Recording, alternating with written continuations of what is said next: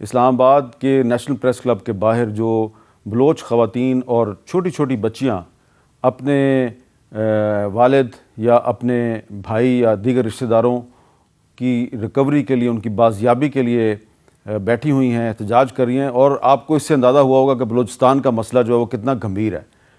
اب ہم آپ کی خدمت میں پیش کریں گے کچھ ایسی شخصیات کے کلپس جو کہ سال 2023 میں اس دنیا سے چلی گئیں، اور اس میں جو سب سے پہلا کلپ ہے وہ جنرل پرویز مشرف کا ہے۔ انہوں نے 2004 میں بلوچستان کے بارے میں ایک بات کہی تھی، اور ان کا ایک خیال تھا کہ وہ بلوچستان میں جو تمام اینٹی اسٹیٹ ایلیمنٹس ہیں ان کو ختم کر دیں گے، لیکن معاملہ جو ہے وہ اب 2023 میں پہنچ چکا ہے، اور ویسے کا ویسا نہیں ہے بلکہ پہلے سے بھی زیادہ خراب ہو چکا ہے۔ تو چند شخصیات جو کہ 2023 میں ہم سے جدا ہوئی، ان کے کلپس، تمام شخصیات کے کلپس نہیں ہیں لیکن چند شخصیات کے کلپس ہیں، آپ کی خدمت میں پیش کرتے ہیں۔ یہ بلوچستان میں کچھ سب نیشنلسٹ، یہ کچھ نیشنلسٹ کہتے ہیں اپنے آپ کو، اور ہم ان کو دیکھ رہے ہیں۔ میں ان کو وارننگ ہر دفعہ دیتا رہوں، اور میں آپ کے تھرو بھی وارننگ دیتا ہوں کہ ڈونٹ پش اس، اینڈ یہ 70s کا دور نہیں ہے جس میں ہم یہ پہاڑوں میں یہ چڑھ کے اور آگے پیچھے کریں گے۔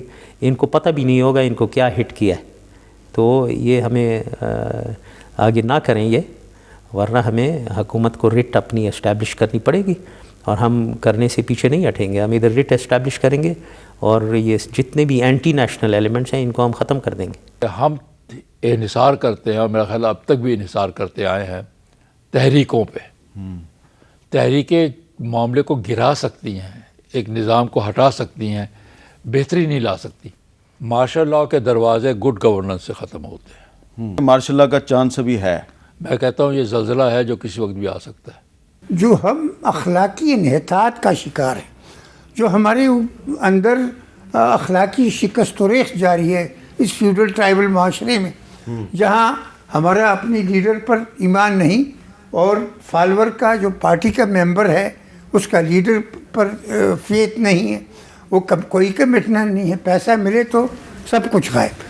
گزشتہ 30-40 سال میں جو بھی حکومتیں رہیں، کرپشن کے چارجز سب کے اوپر رہے، اور یہ کہ ایک اعلیٰ نظام قائم کرنے کے لیے ضروری ہے کہ کرپشن کے حوالے سے جتنے الزامات ہیں سب کی تحقیقات ہو۔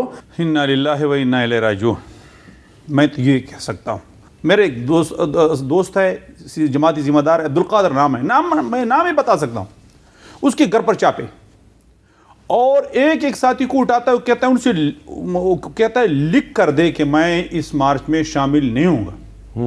ہندوستان اب تک تو بڑا معزز خواہ اور یعنی کہ منت سماجت والا ایٹیٹیوڈ رکھا گیا ہے، وہ بالکل غلط ہے۔ ہمیں اپنی پالیسی میں ایک بیلنس رکھنا ہے جس میں ملک کی عزت، وقار اور انٹرسٹ کا خیال کرنا ہے۔ جو ایسٹ پاکستانی تھے یا بنگالی تھے، بڑے اچھے مسلمان، بڑے اچھے دوست۔ مسلم لیگ وہیں قائم ہوئی 30 دسمبر 1906 نواب سلیم اللہ خان صاحب کی رہائش گاہ پہ، اور پھر بنگال جو ان سے تقسیم ہوا، ایسٹ ویسٹ بنگال، مذہب کے اوپر جو مسلمان اکثریت تھی وہ ایسٹ میں چلی گئی۔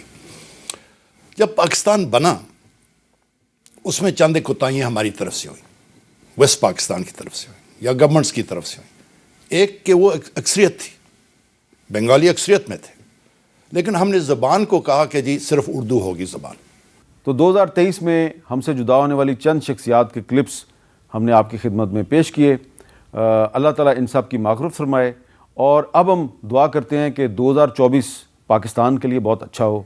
2024 میں جو الیکشن ہونے والا ہے، اس الیکشن کے نتیجے میں پاکستان میں عدم استحکام پیدا نہ ہو بلکہ تھوڑا سا استحکام آ جائے۔